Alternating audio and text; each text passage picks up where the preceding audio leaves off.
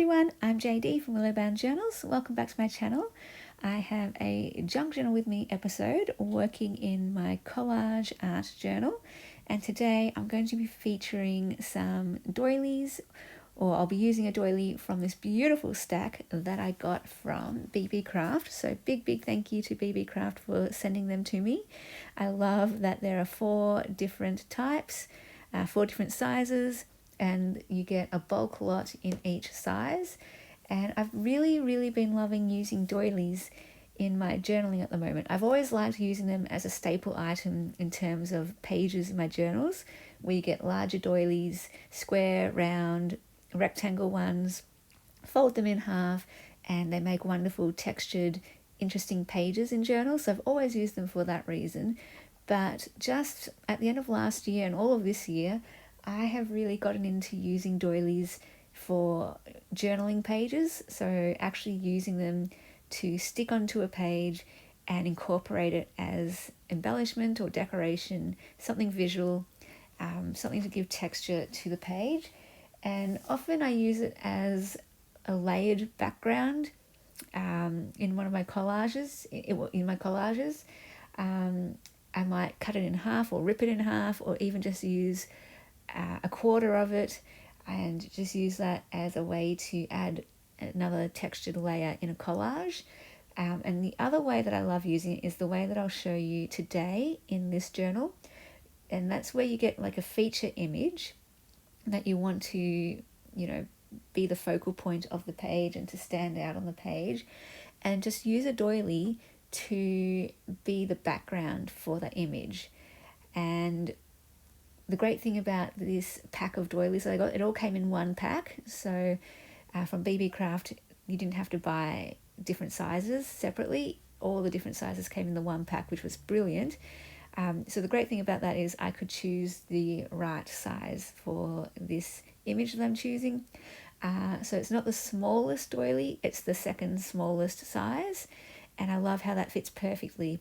So what I've got with my other papers around me, these are papers from my life that I've scanned. They're not original. I've scanned them all because I'm a bit precious with my originals and a bit scared of using them in my artwork, collages, journaling. So for now, I'm just using all my scanned papers just to get a feel for how I want to use them. And I love scanning things anyway, just because you can use them over and over again, which is awesome. And what I've got here for this particular page are papers from my grandma's scrapbook for each of her children. She had 5 children, and she recorded their births and their early years of their lives, which is really cool. So it's a baby book, and they've got birth cards, birthday cards, and she decorated it with like flowers and pretty images and things. And I only discovered this from my grandma last year. Had no idea that she kept this book, and I took photos of every single page so that I could print it out and I can read it and look at it anytime I want.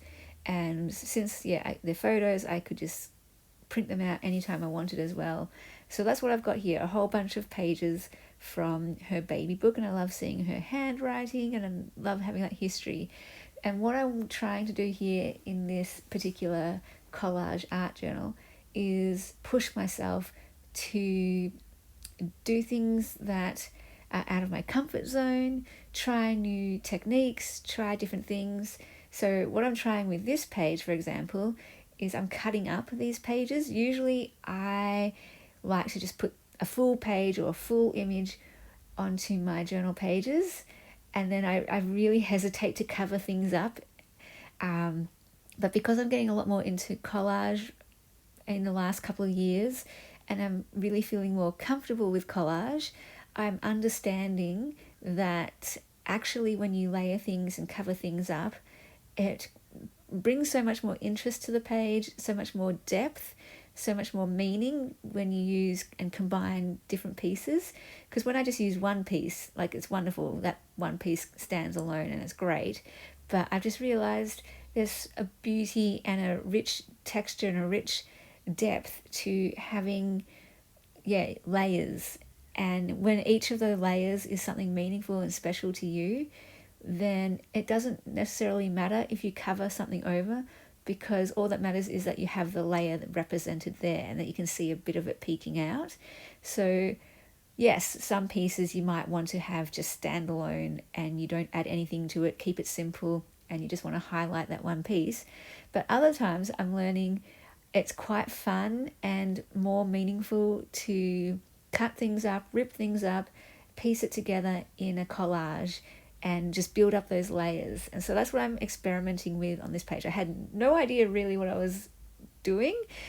All I had was these papers in front of me. I knew I wanted to use that doily. I knew I wanted to choose one focal image and work everything around that. And so I'm just building a background, basically. I'm creating my own page. So instead of a blank page, I now have this wonderful collage background where each piece is meaningful to me. And yes, I can't read some of the writing. Yes, some of the imagery is cut off. But that's what I mean by it's okay. I feel safe to do this because I'm using copies. I'll always have the originals that I can, read the full page in order, and I can always have that original intact. So when it comes to these copies, I feel free to cut them up, rearrange them, overlap them, cover things up. And, this doily, I'm going to cover up quite a lot of this background, which in the past I would be hesitant to do that. I'm like, no, I want to see what I've done. I want to see my layers. But often in collage and often with art journaling, you're going over the layers, and you might have put down a wonderful backdrop, but then you'll cover it over. And I'm just learning in my own self and in my own creativity and practice that that's okay. And often that's where the magic happens. You just kind of I got to push myself past that squeamishness of, oh no, I don't want to cover this up. Because when I do push myself, I think every single time I've done it, I've loved the results. And this page, like I said, I didn't really have an idea of how it was going to look at the end. Usually when I do a page, I do have sort of an idea. I'm a very big planner. I am very structured and methodical, and I usually have at least some idea of where I'm going. This one, my challenge to myself was just put the camera on and see what happens. And this is what came out. And often when you just do that, when you have no plan and you just put the pieces down, that's where it's most spontaneous and most real and raw, and it feels really authentic. So these pages, I'm so happy with them. I was on a roll. I was thinking I might only do one half of the page, but I was like, no, I'm on a roll. I now want to do another page. So on the left-hand side page, I was focusing on my grandmother's baby book. And on the right-hand side page, I am now focusing on my birth. So that card in the left-hand corner, all of these are copies. That is a copy of one of my birth cards. Congratulations on the birth of your baby girl, one of those ones. The bottom piece is a record of my checkups, I suppose. Like there's dates and my weight checks and little notes about how I'm developing. She sat up on her legs today, or she rolled over on her stomach today, or she smiled today, or she chatted today, something like that. Again, that's something where I will always keep the original. I'm not going to cut up as a little booklet, I'm not going to cut up that booklet ever. That's one of those things I'll keep forever in my files, in my personal files. But I've scanned every one of those pages in that book, and I can use it in my journaling. And at the moment, I'm really feeling a need to gather all my pieces in one place and do something with them, and have all my pieces scanned, have copies of all of the documents right from my birth right up to present that mean something to me, and then do something with that. And I don't know, for me it just feels like the timing I need to do this for me, just to have it all in one place and have it all copied, scanned, organized, and do something creative with it and see where it goes. I don't really have a plan for it. It takes some courage to do this. I'm reading Big Magic again. I feel like that's the right time for me to read that book as well.